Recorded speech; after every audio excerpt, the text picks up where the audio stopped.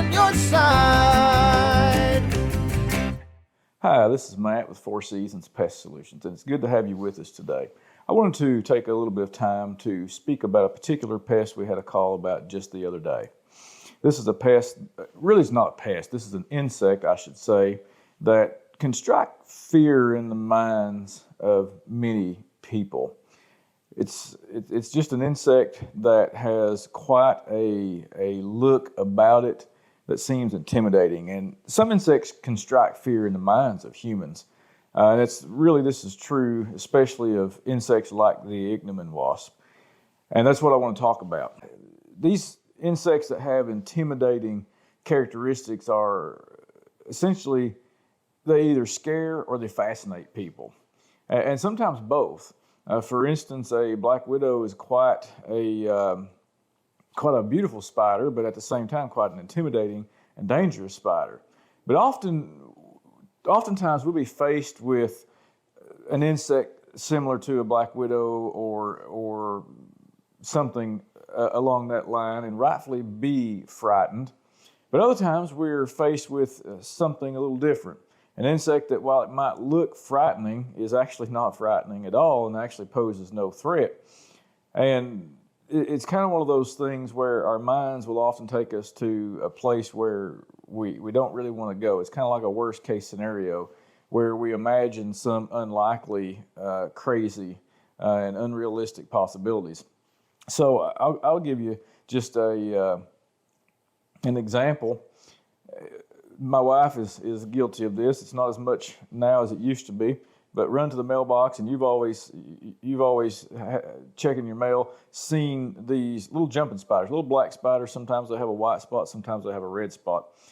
And you open the mailbox, and bam, there's the spider. And you think this spider is jumping at you. The truth of the matter is he jumps out of the way, but by the time you slam the mailbox door shut, your mind has convinced you that you were almost attacked by a venomous black widow. And I've heard this story more times than I can count. And hey, could you spray my mailbox? There's a huge spider in there. It's a black widow. And my wife has done the same thing, not calling it a black widow, but this spider in the mailbox. It's huge. It tried to attack me. But the facts always end up being quite less entertaining. And in most cases, it's just a simple jumping spider. And it's not jumping at you, but instead it's trying to get away from you because you pose more of a threat to this spider than this spider does to you. Now, it doesn't even look like a black widow, for starters. And the truth about it is that this is actually a beneficial spider, and they even are known to hunt and kill brown recluse spiders. And brown recluse are venomous and dangerous. So even if we remove the fact that they pose no great deal more threat to you than does a falling leaf from a tree, if you have a little bit of knowledge about this spider, it will reduce your anxiety when you see one. So Ichneumon wasps have this effect on people as well, especially when they're discovered indoors. And this happened just the other day with a customer in our Lexington division. And so this specifically aggressive looking insect can be quite intimidating to somebody that doesn't know anything about them.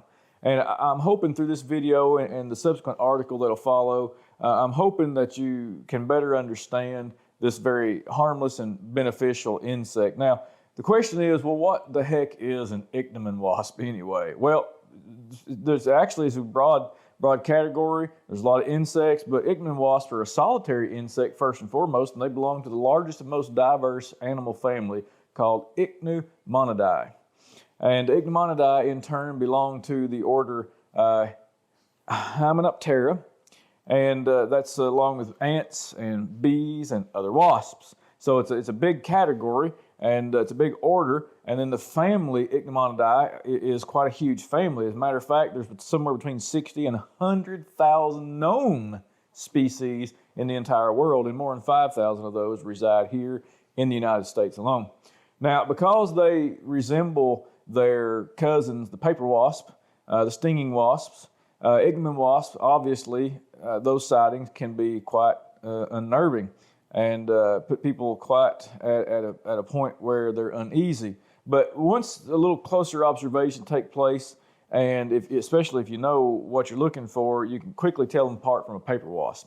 Now, I've had customers refer to them as wasps, giant mosquitoes, mayflies, and probably my absolute favorite is those giant, huge looking bugs with a stinger, look like mosquitoes. You know what I'm talking about? And then I'm kind of left trying to sort out what they're talking about. But here's the truth of the matter is that at nearly the entire length of the body, the stinger looking object on these wasps are actually not stingers at all. They're an appendage that obviously will give you a really good reason not to handle one if you don't know much about them. Now, historically, the name Ichneumon, it comes from the Greek language, and specifically a Greek word or words that mean footprint or tracker. And this is very interesting because the female wasp is probably to credit for this name. And the reason for this is because she literally hunts down and attacks a viable host, and then she deposits her parasitic offspring inside this host. But the truth of the matter is you don't have to worry because you're not soon going to become an Ichneumon wasp host. Now, in the modern world, in the current world, the Ichneumon wasp was probably first described by Carl Linnaeus, and somewhere around 1758. If I'm right on that, and this is what my article says, and I think I have that information right, but somewhere around that time period. But now I feel like it's likely the Ichneumon wasp family has probably been known and studied for centuries before by scientists and naturalists alike. And quite possibly, maybe the benefits of the Ichneumon wasp were known long before we found out about them, long before this modern world understood them. Because, at the end of the day, there's been many civilizations that have risen and fallen that were very advanced. But all this aside, it's equally as plausible that there's been very little knowledge of their benefits, and that's something that's only been discovered since their first modern description by Linnaeus. So it could be that we know something our ancestors didn't know about, but even if we don't, the fact of the matter is that what's important to us is to know at least a few of the informative details about them so we know what we're dealing with if we ever see one. Now, anatomically, the Ichneumon wasp have characteristics with that I could describe as a slender, elongated body with what I would call probably a narrow waist and very long antennae. So they have a variety of body colors. They can come in brownish red, black and yellow, brown, and just different colors like this. And they can resemble some paper wasps. And the females of some of the species of the Ichneumon wasp have what looks like a long stinger. Now, truth be told, this is actually an ovipositor. And they use this to lay their eggs in or on or around the body of a host. And it's actually pretty interesting because this long ovipositor is capable of piercing through the bark of a tree and can be as long as 4 inches. And we'll talk about that in a minute. The ovipositor of the Ichneumon wasp is what many mistakenly call the long stinger. And in some species, the insect itself is roughly an inch and a half long, and some can be much smaller, but the ovipositor can be as long or longer than the body itself. So, I mean, this is an intimidating looking insect. Now, you take all these facts together with the wasp-like appearance of the Ichneumons, and it's not hard to see why they're often confused as dangerous and threatening, but it's quite far from the truth. Now, biologically, as a parasitic wasp, the Ichneumon female uses her ovipositor to lay her eggs in or on the body of a single host. Now, she doesn't go and deposit in several hosts. She lays on a single host. And typically, it's another insect, maybe a caterpillar or a grub, and that's going to serve as the absolute best host for her eggs. But some species actually lay their eggs directly in the host. Other species lay them on the host, and then other species still lay them around where they believe the host will come to, and then the larvae find their own way to the host. But several species require a specific insect or insects to be their host. Now, if we take caterpillars and grubs, put those aside, Ichneumon eggs can be laid in a variety of larvae of several insect families. One would be the beetles of the order Calyptera, and I'm probably destroying that, but that's all right. Butterflies and moths of the order Lepidoptera. Of course, ants, bees, and wasps, their own order, Hymenoptera, and then flies of the order Diptera, and then spiders of the order Aranea. Now, this is interesting because many of these pests these insects that I've just listed can be pests. So this insect can actually help control pests, and we'll talk about that. Now, as far as their life cycle is concerned, Ichneumon females can be found oftentimes along the bark of a tree. As I said, they use this ovipositor and they pierce the bark of the tree. And actually what they're doing is they're using their antenna and they're searching for some type of wood-boring larvae just beneath the surface of the bark. And if she finds one, she uses that ovipositor and she pushes through the bark and down into that larvae and deposits her eggs. Now listen, I don't know about you, but my skin ain't as tough as bark. So at the end of the day, the truth of the matter is, I guess she could potentially sting, if you will. But here's the facts. The facts are that it almost never happens. And even if she did, she cannot deposit her eggs. You won't be a viable host, and she has no venom in the ovipositor. So it really wouldn't be a big deal. But it does not happen. Now, as anything can happen, we know many times people will say, my dog doesn't bite. I always assume that every dog bites because if you aren't careful, they could bite. So this could happen, but it's highly unlikely, and they literally pose zero threat to humans. So the life cycle of this insect involves the egg, the larva, the pupa, and then the adult stage. Now this happens after she's deposited her eggs, obviously. And once the larvae emerge from the eggs, they actually feed on this host insect until they're ready to pupate. And usually by that time, the host is going to be dead or going to be dying. Now, once the pupae emerge from the dead or dying host insect, they develop into adult wasps, and of course, then they continue the cycle of reproduction.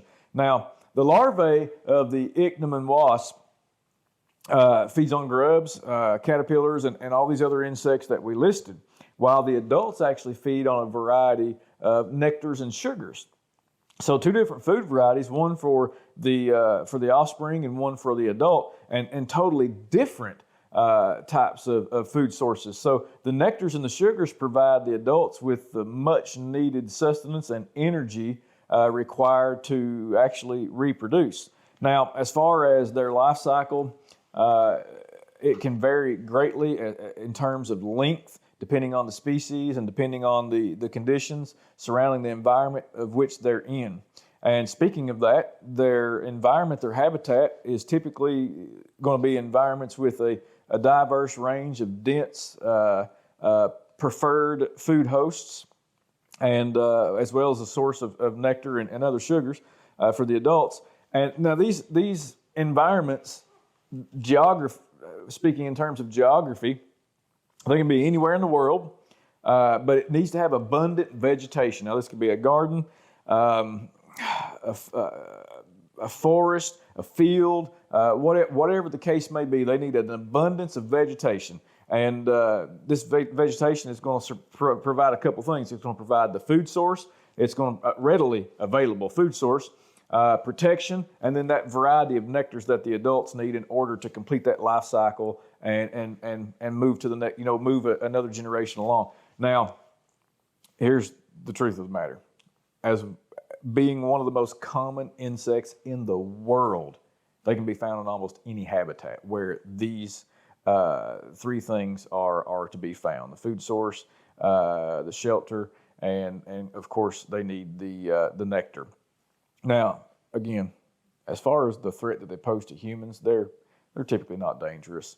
It's almost more of a what your mind leads you to believe about the insect in terms of danger. They're probably more dangerous to your mind than they are to your body. But some species can sting, but even then they rarely. This is almost never going to happen. And I've never heard of somebody. But if you're being stung, but if you're the one that's unfortunate enough to be among the handful of humans across the world who have ever reportedly been stung by an Ichneumon wasp, you'll be happy to know, as I said before, there's no venom. So really it shouldn't be a big deal. But with the ovipositor being the overall total length of its body and maybe even more, it's no wonder that people are on high alert when they see one in their home. I would be too if I didn't know what they were. Now, Ichneumon wasps are very important to the environment, and this is really why I wanted to do this segment. Because when we had this call come in, we were sent the pictures. I was able to identify, and still she was a bit uneasy. She had found 3 in her home. And I believe that this probably happened. I know it's February, but it's been 60 and 70 degrees outside for a week solid. And so I really think, as I spoke to her, she said, yes, we have had the doors open a little bit more than normal because it's been, exceptionally warm and nice. And I said, what about at night? Well, maybe not so much at night, but we have had the lights on and been outside some. And I really think what's happened is the door, and they have dogs as well. I really think what's happened is they've been attracted to the light and the door's been opened, and subsequently this Ichneumon wasp has been swept in by the act of opening and closing the door, or otherwise the door's been opened and the Ichneumon wasp has come in because of the light, because they are attracted to light. But here's the bottom line. These pests help maintain a balanced ecosystem, or insects rather. I shouldn't call them pests. These insects help maintain an overall balanced ecosystem. They're natural predators to many pests, as we mentioned, spiders and beetles and flies, caterpillars, grubs, and many other insect larvae. So by controlling these pests, the Ichneumon wasp help to regulate those populations and prevent them from causing damage to crops and to trees and to other plants, and potentially maybe even to houses when we're dealing with wood-destroying insects. But they also serve as a food source to a variety of birds and other predators, and therefore they help support the food chain. But they only accidentally wander indoors. And really, they don't have any desire to be there. It's kind of like me being around a crowd of people. I've got not much desire to be there. No offense to people, but I am one. But typically, this might happen at night, like I said, when they're attracted to an outside light or some other light source may be shining through the window or the door, and they're attracted to this, and the wasp simply just kind of gets swept in. And maybe it flies to get closer to the light. I really don't know, but generally they're not a pest, and they're not looking to get indoors because there's nothing indoors for them. Now, I don't know. I really don't know a whole lot of information about whether or not they would be attracted to hummingbird feeders. I really feel like they probably would be to some degree. Matter of fact, I believe, if memory serves me, I've seen some around hummingbird feeders, but maybe that's a study for another day. But here's what I'll say in conclusion. Their characteristics and their biological complexity and their diversity and the massive range of habitats that they can dwell in, their very interesting life cycle and reproductive strategies, I think make them a top contender for one of the most interesting pests in the world, or insects in the world. Now, if you pair these facts with the insect's role in controlling pests, maintaining a balanced ecosystem, and simultaneously being a well-needed food source for other birds and other prey, I think you have yourself an insect whose very existence is a crucial part of the natural world.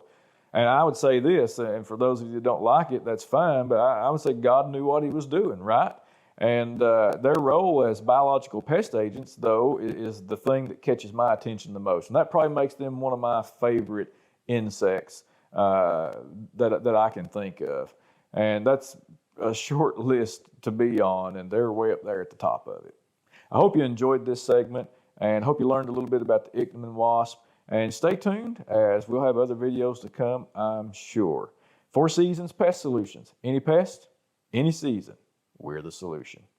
Have a great day.